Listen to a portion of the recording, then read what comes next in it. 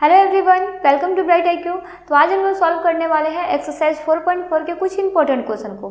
तो एक्सरसाइज 4.4 को स्टार्ट करने से पहले हम लोग समझते हैं कि उसमें हम लोगों को पढ़ना क्या है। तो सबसे पहले हम लोगों को जो इसमें पढ़ना है उसमें पढ़ना है नेचर ऑफ रूट, यानी कि मूलों की प्राकृतिक। मूलों की प्राकृतिक को समझने के लिए हम लोग एक चीज़ को समझते हैं जो हम लोग पहले से पढ़ चुके हैं, वो है क्वाड्रेटिक फॉर्मूला, यानी कि द्विघात सूत्र, जो होता है -b plus minus under root B square minus 4ac/2a। ठीक है, यहाँ से हम लोग एक वर्ड निकालते हैं, एक टर्म निकालते हैं जो होता है डिस्क्रिमिनेंट, जिसे हिंदी में बोलते हैं विभक्त कर। ठीक है, इसका मतलब क्या होता है कि इसी टर्म से ये जो टर्म होता है बी स्क्वायर माइनस 4ac, ये होता है हमारा डी, यानी कि डिस्क्रिमिनेशन, यानी कि डी इक्वल टू हो जाएगा बी स्क्वायर माइनस 4ac। इसे हम लोग बोलते हैं डिस्क्रिमिनेंट, यानी कि विभक्त कर।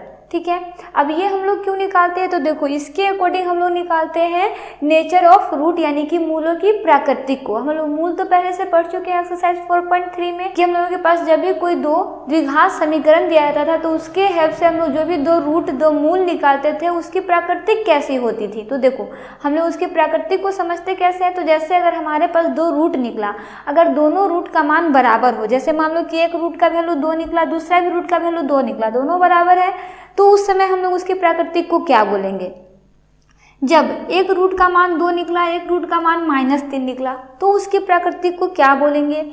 और नेक्स्ट, अगर आपके पास कोई नंबर रूट में निकला है और उसके साथ माइनस भी है, तो उसकी प्राकृतिक को क्या बोलेंगे। यही हम लोगों को इस एक्सरसाइज में पढ़ना है।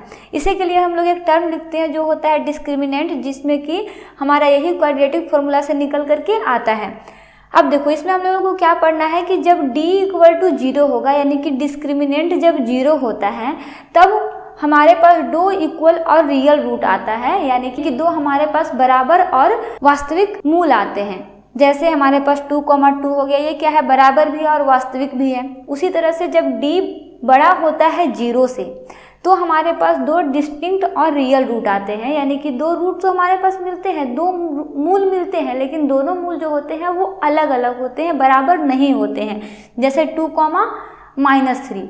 उसी तरह से जब d छोटा होता है 0 से, d कब 0 से छोटा होगा, जब हमारे पास d का मान माइनस में होगा, मतलब माइनस में कोई भी नंबर आ जाए तो उसे हम लोग क्या बोलेंगे, d से छोटा बोलेंगे, जिसमें कोई भी रियल रूट नहीं निकल सकता, इसके द्वारा कोई भी रूट का फॉर्मेशन नहीं होगा। मतलब वहाँ पे क्या हो जाएगा कि इसका कोई भी वास्तविक मूल नहीं है। सिंपल सा ही हम लोगों को इसमें समझना है।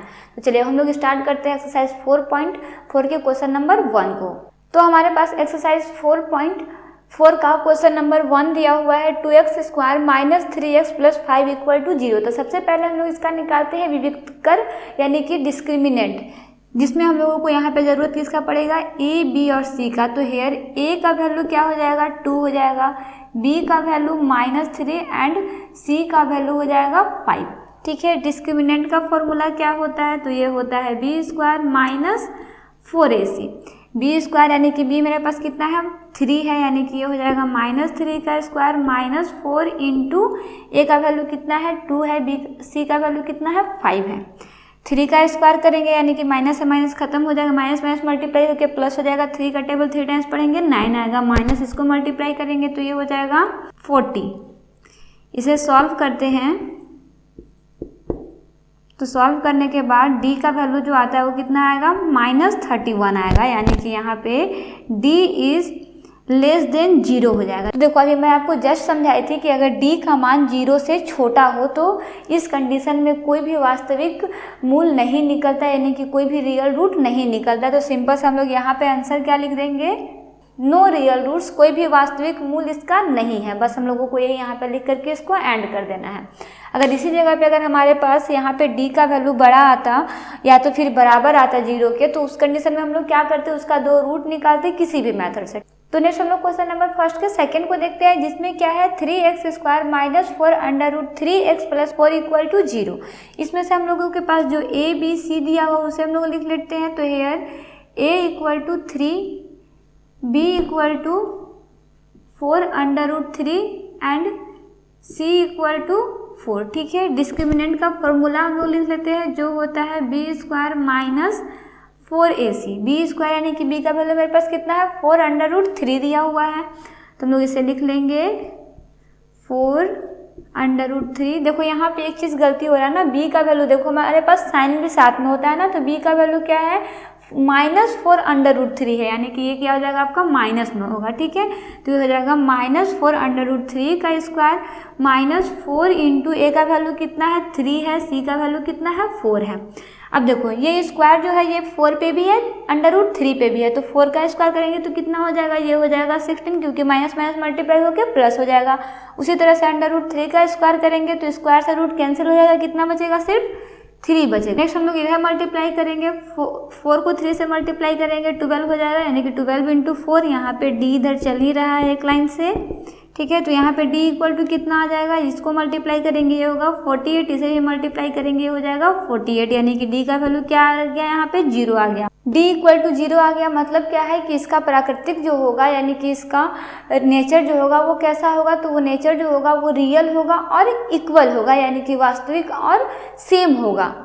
तो देखो हम लोग इसका वैल्यू निकाल लेते हैं, तो वैल्यू हम लोग क्वाड्रेटिक फॉर्मूला पे ही पुट करके निकालते हैं। तो x इक्वल टू फॉर्मूला क्या होता है -b प्लस माइनस √d/2a, ठीक है। यहाँ पे d हम लोग क्यों लिखे हैं, क्योंकि देखो d का वैल्यू कितना था b स्क्वायर -4ac, यानी कि हम लोग यहाँ पे √d कर सकते हैं, क्योंकि d का वैल्यू मेरे पास यही दिया हुआ है ना, इसलिए हम लोग √d यहाँ पे लिख सकते हैं। ये हो जाएगा x इक्वल टू b का वैल्यू कितना है, तो b का वैल्यू है -4√3 प्लस माइनस √0/2a, यानी कि 2 इंटू ए का वैल्यू कितना है 3 है, तो 2 इंटू 3। अब हम लोग इसे सॉल्व करते हैं, तो x इक्वल टू क्या हो जाएगा, देखो माइनस माइनस मल्टीप्लाई होकर प्लस हो जाएगा, यानी कि ये हो जाएगा 4√3/6। अगर हम लोग यहाँ पे इसको कट करें तो 2 के टेबल में 6 भी आता है, 4 भी आता है, 2 के टेबल में ये आता है 3 टाइम्स में, ये आता है 2 टाइम्स में, तो x का वैल्यू कितना आ जाएगा 2√3/3, यानी कि इसका रूट की अगर हम लोग बात करें तो इसका 2 रूट इक्वल होगा, यानी कि 2 रूट क्या हो जाएगा 2√3/3 एंड 2√3/3। तो इस तरह से हम लोग बहुत ही आसानी से मूलों की प्रकृति को निकाल सकते हैं, यानी कि नेचर ऑफ रूट को निकाल सकते हैं। बस आपको इसमें कुछ भी नहीं करना, बस एक फॉर्मूला यूज करना जो होता है डिस्क्रिमिनेंट, यानी कि विविक्त कर का जो होता है बी स्क्वायर -4ac, जो हमारा क्वाड्रेटिक फॉर्मूला से ही लिया गया है और इसमें कुछ भी सॉल्व करने का ज़रूरत नहीं पड़ता। तो ये क्वेश्चन जो है वो बहुत ही आसान है, एक क्वेश्चन बच गया है जिससे आप सॉल्व करना। अगर कोई भी प्रॉब्लम हो तो उसके लिए कमेंट बॉक्स में कमेंट कर सकते हैं। तो इस तरह से हम लोग क्वेश्चन नंबर 1 को सॉल्व कर चुके हैं। तो मिलते हैं नेक्स्ट वीडियो में, जिसमें हम लोग आगे के और भी इंपॉर्टेंट क्वेश्चन को सॉल्व करेंगे। So thanks for watching, like share and subscribe, bright IQ।